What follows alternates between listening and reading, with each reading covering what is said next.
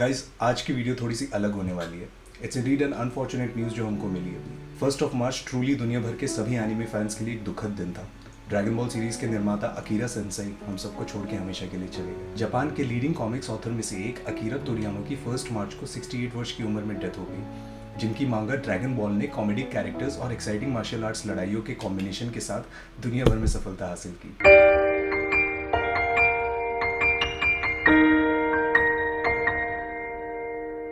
अब बात करते हैं अकीरा तोरियामा के चाइल्डहुड की। अकीरा तोरियामा का जन्म जापान के आइची प्रीफेक्चर के कियोसु शहर में हुआ था। तोरियामा छोटी सी उम्र से ही तस्वीरें बनाते थे, मेनली जानवरों और उनके फेवरेट व्हीकल्स की।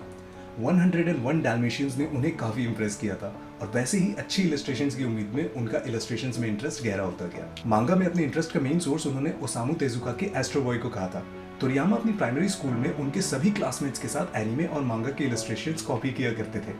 प्राइमरी स्कूल्स में मांगा में डीपली एंग्रोस्ड होने के बावजूद भी उन्होंने मिडिल स्कूल में इससे ब्रेक लिया, क्योंकि शायद वो फिल्मों और टीवी शो की तरफ ज्यादा इंक्लाइंड हो गए थे। तोरियामा की मांगा इंडस्ट्री में एंट्री कोदांशा की वीकली शोनेन मैगजीन में एक एमेच्योर कंपटीशन में अपना काम प्रेजेंट करने से हुआ था। हालांकि उनका सबमिशन उस कंपटीशन में तो नहीं हो पाया, लेकिन एक अलग मांगा मैगजीन वीकली शोनेन जंप के मंथली न्यूकमर अवार्ड में उनका काम एडमिट हो गया। काजुहिको तोरिशिमा, जो उस समय वीकली शोनेन जंप के एडिटर थे, उन्होंने तोरियामा को एक टेलीग्राम भेजा और उन्हें ड्राइंग जारी रखने के लिए और मांगा भेजते रहने के लिए एनकरेज भी किया। इसी एनकरेजमेंट के चलते तोरियामा ने वंडर आइलैंड क्रिएट किया, जो 1978 के वीकली शोनेन जंप में पब्लिश होने वाली उनकी पहली मांगा थी। पर अनफॉर्चुनेटली ये रीडर सर्वे में लोएस्ट रैंकिंग पे आया। तोरियामा ने बाद में कहा था कि उन्होंने मांगा छोड़ने के प्लान्स भी बना लिए थे, क्योंकि उस साल पब्लिश हुई वंडर आइलैंड 2 भी फ्लॉप हुई थी। लेकिन उनकी जिद ने उन्हें छोड़ने ही नहीं दिया और उन्होंने 1 साल तक कई अंडररेटेड कहानियों को इलस्ट्रेट करना जारी रखा, जिसमें टुडेज हाईलाइट आइलैंड भी शामिल था। जब तोरिशिमा ने उन्हें एक फीमेल लीड कैरेक्टर बनाने के लिए कहा, तो तोरियामा ने 1979 में टोमेटो द क्यूटसी गमशू बनाया, जिसे कुछ सक्सेस मिली। अब इससे एनकरेज होकर उन्होंने एक और फीमेल लीड क्रिएट करने का फैसला किया एंड डॉक्टर स्लम्प क्रिएट किया। डॉक्टर स्लम्प, जिसे 1980 से 1984 तक वीकली शोनेन जंप में सीरियलाइज किया गया था, एक बड़ी सक्सेस थी और इसने तोरियामा को एक घरेलू नाम भी बना दिया। और 1981 में डॉक्टर स्लम्प ने तोरियामा को उस साल की बेस्ट शोनेन मांगा series of the year category में शोगाकुकान मांगा अवार्ड दिलाया। उसी साल इसकी एक एनिमे अडेप्टेशन की भी शुरुआत हुई, जो वेंसडे शाम के 7 बजे की प्राइम टाइम टीवी स्लॉट पर फ्यूजी टीवी पे दिखाया जाने लगा। डॉक्टर स्लम्प मांगा की जापान में अब तक 35 मिलियन से ज्यादा कॉपीज बिक चुकी है। अब तोरियामा के काम के अडेप्टेशंस अगले 18 साल तक लगातार इसी टाइम स्लॉट पर दिखाया गया था, जैसे डॉक्टर स्लम्प की ओरिजिनल रन, ड्रैगन बॉल और उसके 2 सीक्वल, और एंड में डॉक्टर स्लम्प के रीबूट भी। अब तोरिशिमा ने फिर से सजेस्ट किया कि क्योंकि तोरियामा को कुंफू फिल्म्स पसंद थे, तो उन्हें कुंफू शोनेन मांगा बनाना चाहिए।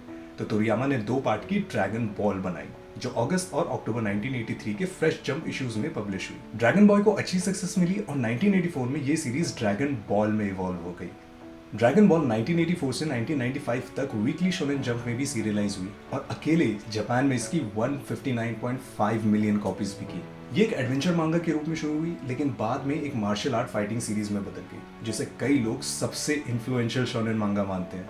और ड्रैगन बॉल सीरीज ही रीजन थी जिसकी वजह से weekly shonen jump 6.53 million copies के सर्कुलेशन पे पहुंची। उस लगभग 11 साल के ड्यूरेशन में उन्होंने 519 इश्यूज के इलस्ट्रेशन किए, जो 42 वॉल्यूम्स में बंडल किए गए थे।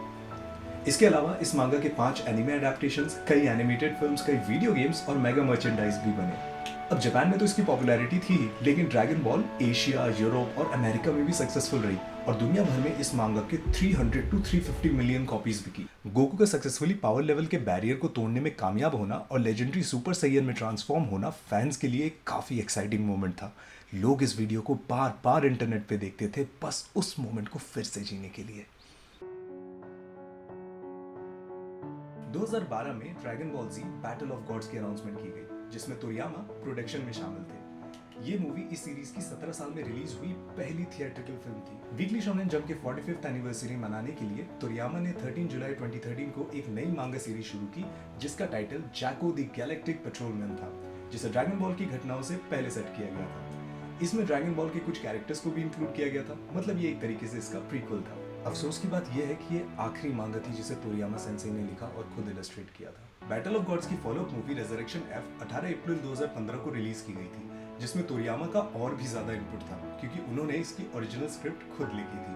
तोरियामा ने ड्रैगन बॉल सुपर की बेसिक स्टोरी आउटलाइन और उसके कुछ कैरेक्टर्स के डिजाइन पे भी काम किया था, जो जून 2015 में वी जंप में सीरियलाइज हुई थी और जुलाई 2015 पे इसकी एनिमे अडेप्टेशन भी एयर होना स्टार्ट हो गई। हालांकि एनिमे तो 2018 में ही एंड हो गई थी, लेकिन तोरियामा ने मांगा के लिए स्टोरी आइडियाज प्रोवाइड करना जारी रखा और तोयोतारो ने इसका इलस्ट्रेशन संभाला। फिल्मों के साथ साथ तोरियामा का involvement dragon ball super, Broly जैसे टाइटल्स के साथ जारी रहा, जो 14 दिसंबर 2018 को थिएटर्स में रिलीज हुई, और dragon ball super super hero, जो 11 जून 2022 को रिलीज हुई। टूर्नामेंट ऑफ पावर के दौरान जिरेन द ग्रे के खिलाफ अपने बैटल में गोकू ने अल्ट्रा इंस्टिंक्ट के ट्रांसफॉर्मेशन को अनलॉक करने के लिए एक प्लैनेट वाइड स्पिरिट बॉम्ब की एनर्जी को एब्जॉर्ब किया था।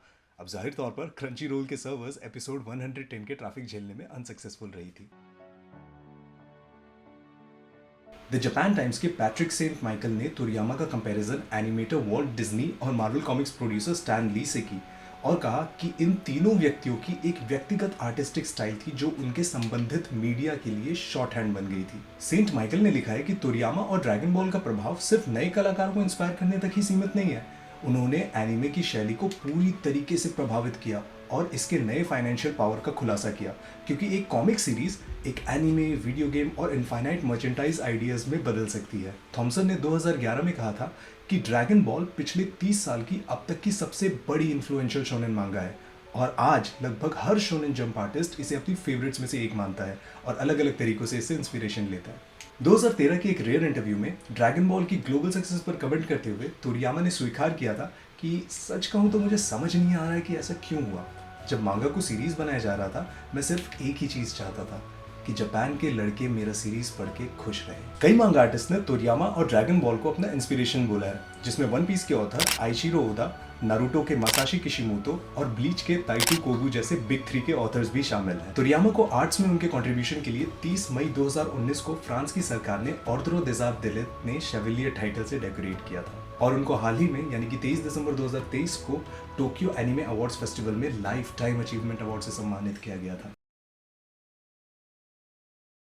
आइए अब हम आकिरा सेंसाई के कुछ लेस पॉपुलर काम पर भी एक नजर डालें, जिसमें वो अपने जीवन के दौरान एक मांगाका के रूप में शामिल थे।